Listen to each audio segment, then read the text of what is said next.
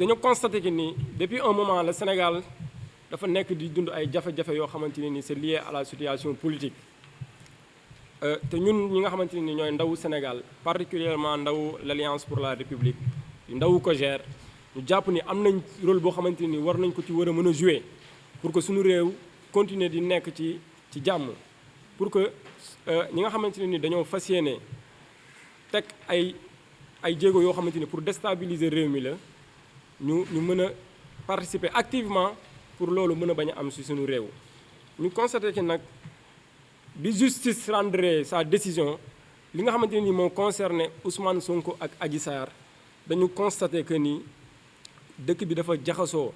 et la personne en question muy Ousmane Sonko di président wu PASTEF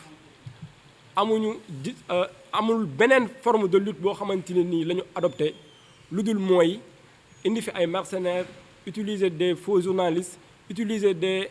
influenceurs yoo xamante ne nii kenn nekkuñu Sénégal méttiwaayu Sénégal yëguñu ko ñu ngi à l'étranger di influencer sunu jeunesse bi pour ñu génn di xeex ci mbedd mi en utilisant des forces occultes en utilisant ñoo xamante ne nii peut-être mën nañ leen a tuddee ay rebelles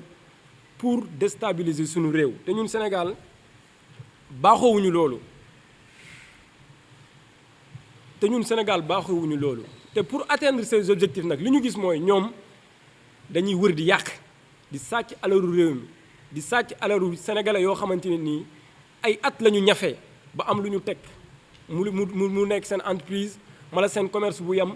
ñu ciy reyante ba mu commencé jël forme ces gens-là s'organisent pour ñëw piller ko yàq ko jàpp nañ ni loolu du forme de lutte boo xamante ne nii un responsable un parti qui se veut responsable et démocrate war na ko utiliser pour conquérir ou bien essayer de renverser le pouvoir ñu koy dénoncer d'une des plus merveilleuses manières ñun ndaw ñi nga xamante ne nag ñooy ndawu Sénégal nekk ndawu Thiès dinañ ci jouer notre part ba mu mat sëkk di appeler tous les jeunes du pays ñu gën a conscient gën a xam ni nit ñi ku ci nekk am nga la possibilité de mener sa lutte am nga la possibilité li la naqari nga xeex ko mais avec la manière Sénégal combat bu nekk am na fi forme de lutte bu nekk am na fi mais li ñu gis jamono jii nii kenn mënu ko comprendre te kenn mënul wax ni c'est des actes purement politiques parce que combat politique bu nekk am na fi gouvernement Abdoulaye Wade jóge na fii Abdou Diouf jóge na fii mais mosuñoo utiliser cette forme de lutte là nguur état nag bi nga xamante ne nii moom moo yor en charge lii nga xamante ne nii mooy sécurité réew mi ak jàmm réew mi ñort nañ ni te xam nañ ni mu ngi def kéem kàttanam pour gën a saytu réew mi pour gën a saytu kaaraange réew mi ñu ngi ko ci encouragé di remercier en passage aussi nos forces de l'ordre ci liggéey bu am solo bi nga xamante ne ni ñu ngi koy def pour que réew mi gën a nekk ci jàmm ñuy féliciter encore ci seen professionnalisme parce que li xew Sénégal su nekkoon dafa xew ci yeneen réew kon tey dinañu wax leneen lu dul li ñu nekk nii di wax pour ci nga xamante ne c'est des pertes en vies humaines ñuy déplorer loo xamante ne nii gisuma sénégalais boo xamante ne nii mën na ko rafetlu muy li xew à l'université du ma wax ni kenn mënul comprendre ñi nga xamante ne nii ñoom ils sont appelés demain ñu yor réew mi ñu yor bànqaas yi gën a am solo ci réew mi fi ñu war a taataanee xam-xam pour bu subaa bu ñu nekkee ci yenn positions yi ñu am capacité yu leen mën a permettre ñu doxal réew mi ci nu mu gën a jege fa ñuy sàkkoo xam-xam boobu noonu ñu koy taal ñu koy yàq ñu def ci du vandalisme boo xamante ni kenn mënu ko rafetlu loolu donc ñooñu il est clair que ça loolu mënul nekk des étudiants loolu moom c'est clair parce que benn étudiant xalaatul fi ay propre dossier am nekk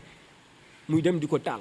benn étudiant xalaatul fi nga xam ne fii la war a sàkku jee xam-xam mu dem di ko taal loolu day renforcer nit ñi que ni y a des forces étrangères y a des forces occultes y a des rebelles yu fi ñëw dugg pour déstabiliser dëkk bi li ñu ciy gën a ñaawlu mooy c'est des hommes politiques ñoo leen di mettre dans des conditions yu war a mën a tax ñoom ñu opérer ñu def liggéey bu ñaaw boo xamante ne nii moom la ñu commencé mener depuis un certain moment dans le seul but mooy déstabiliser réew mi nga xamante ne ni jàmm lañ ñu xamee te ñun yàgguñu coon ñu yàgguñu ci naw di rafetlu nag li nga xamante ni moo xew Thiès ndax ndaw Thiès wane nañ ni ñoom ils sont matures wane nañ ni mën nañoo xeex li nga xamante ne ni d'accord uñ ci parce que Sénégal moo bindee noonu ñii dañuy d'accord ñii duñu d'accord mais li nga d'accordul mën nga koo xeex ca moment ba ak ci fànn boo xamante ne nii doo ci def loo xamante ne nii dafay yàq deru Sénégal wala dafay nasaxal Sénégal bi nga xamante ne nii moom la ñuy bokk. ñu gis ni nit ñi toog nañ seen kër yi dafa adopté nañ posture républicaine boo xamante ne nii tey tax na Thiès dégguñu fi yenn saccage yi dégguñu fi yenn manquement yenn yàqu-yàqu yi. di remercier di encourager war parents yi ñu gën a téye seen njaboot yi parce que li ñu gis ñi nekk di xeex ñooñu xeexu politique kese taxu leen a jóg. njaboot dina dem nag ba à un certain moment boo xamante ne nii dafay am ñetti type de personnes yoo xam ne ñoo nekk ci terrain bi di xeex muy ñi nga xam ne peut-être ñoom am na lu leen métti politiquement am na ñoo xamante ne nii dañuy wër di jël alalu jàmbur bi loolu moo leen tax a jóg am na ñoo xamante ne nii aussi dañoo jóg pour déstabiliser pays dëkk bi mooy les forces occultes te loolu état mënul toog di croiser les bras donc parents yi nañ gën a téye seen doom yi nga xamante ne nii def ko du ñaawteef yi ñoom bu ñu ci desee ak force de l'ordre yi non force de l'ordre dinañ jël jumtuwaay yi war pour arrêter loolu ñu leen ci féliciter di leen ci remercier di woo responsable Alliance pour la République responsable Benno Bokk Yaakaar yëpp qu'ils s'organisent davantage pour que au sein des quartiers ak des communes ñi nga xamante ne nii dañ fay ñëw dëkkuñu fa di fa ñëw pour saccager ñu organiser wu ba nit ñi mën a def riposte bi war ndax gendarmerie ak police mënuñu nekk ci buntu kër yëpp mënuñu nekk ci quartier yëpp da ngay gis lu bëri ñoo xamante ni dañuy ñëw pour yàq si mu leen ni ñii nii amul kenn ci ñoom koo xam ne dëkk na ci quartier bi loolu moo fi am ay nit ñu jógee beneen quartier mala ñu organiser wu feneen ñëw dugg pour yàq quartier bi waaye ñi nga xam ne dañoo am lu leen metti kay ñoom dañ leen bàyyi ñu manifester seen biir quartier bu ñu décidé ñoom yàq seen quartier ñu xam ne ñoom ñoo ko décidé mais koo xamante ni dëkku fi nañ nit ñi gën a organiser wu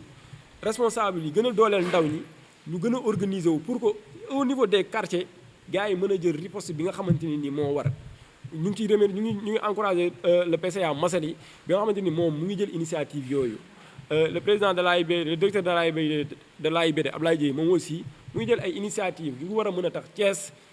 école yi continuer jàng parce que fan yi ñooñu nit ñi loolu lañu bëgg arrêté jàng bi ci école yi continuer jàng ñiy def seen activité commerciale dem def ko ñiy préparer seen tabaski dem préparer ko ci jàmm ñuy wax encore une fois di demander à l'État du Sénégal mu gën a rester ferme pour rendre le pays stable pour que kenn bañ ko déstabiliser parce que li ñu njortu ñun mu leer ñu gis ko mooy combat politique mala xeex pour dem jëli nguur d'une manière démocratique taxu leen a jóg donc loolu nag il faut un État fort qui va faire face par rapport à ces gens-là maa ngi leen di sant di leen gërëm. Bonjour, très chers journalistes. Et comme l'a tantôt dit le coordonnateur, merci d'avoir répondu présent à notre appel. Mais merci aussi pour la diligence que vous accordez à nos différentes sorties de presse. Je suis El Hadj Almarem Faye, chargé de la communication du COJER départemental. Je vais vous lire la déclaration liminaire, ensuite on procédera si besoin est aux questions. Le Sénégal vit des moments de troubles politiques qui nécessitent l'implication de toute sa jeunesse, consciente des enjeux du moment et les perspectives d'une déstabilisation politico-sociale. Dans cette optique, la COJER Thiès entend jouer pleinement son rôle politique pour la survie de la nation et la pérennité de notre modèle social. À l'issue du dossier judiciaire opposant le sieur Ousmane Sonko à la dame Adji Sarr, le Sénégal a atteint un niveau de violence politique jamais connu auparavant par la manipulation et les mensonges du président du parti PASTEF. Il soutient à corps et à cri être un combattant de la démocratie et des libertés, luttant pour une justice indépendante. Et comme mode opératoire, il recrute des mercenaires étrangers, mobilise les influenceurs internationaux, connus pour être les catalyseurs de tous les mouvements insurrectionnels. Il prédit l'apocalypse avec l'aide de droits de l'homme en fin de cycle ou de journalistes contestés par leurs pairs. Il fait piller nos commerces ou les incendie, fait attaquer nos infrastructures et nos maisons, fait tuer les manifestants qu'il a lui-même appelés à descendre dans la rue pour faire porter le crime à nos valeureuses forces de défense et de sécurité. À ses côtés, opèrent dans une parfaite démarche de connivence les crisivores professionnels qui se muent le plus souvent en médiateurs pyromanes. Face à ce projet funeste, nous allons réagir et de la plus dure des façons. J'en appelle à la mobilisation de tous les jeunes républicains soucieux de l'avenir de notre pays, afin de s'ériger en bouclier contre ces apprentis pyromanes, dont le seul objectif est de semer le chaos et le désordre avec l'exploitation prochaine de nos ressources pétrolières et gazières. Il faut dénoncer ou signaler tout comportement suspect ou anti-républicain. L'État est en train de prendre toutes dispositions qu'il estime utiles pour garantir la sécurité et la stabilité des concitoyens. Notre droit à l'information, tout comme notre liberté d'aller et de venir, sont certes essentiels, mais ne nous serviraient pas à grande chose dans une situation de déliquescence institutionnelle. Il est important de noter que le Sénégal est face à une gangrène qu'il est urgent de soigner par tous les moyens légaux. Nous déplorons l'incendie de nos universités, la destruction des biens publics et privés, et surtout des nombreux viols perpétrés par des manifestants sur d'innocentes femmes. Respectons les décisions de justice et menons nos appels et recours conformément aux lois et règles de droit. Détruire, saccager, piller, voler ou agresser n'a jamais conduit un leader au fauteuil suprême. Nous félicitons et encourageons la posture courageuse et l'esprit libre des Thiessoises et Thiessois, qui n'ont pas eu besoin de faire recours à la barbarie pour exprimer leur opinion, et aux parents qui ont su garder un contrôle protecteur sur leur progéniture en ces temps troubles. Les formes de manifestation sont diverses et il n'est pas nécessaire d'arriver à certaines extrémités. Vive le Sénégal, vive la République. Merci.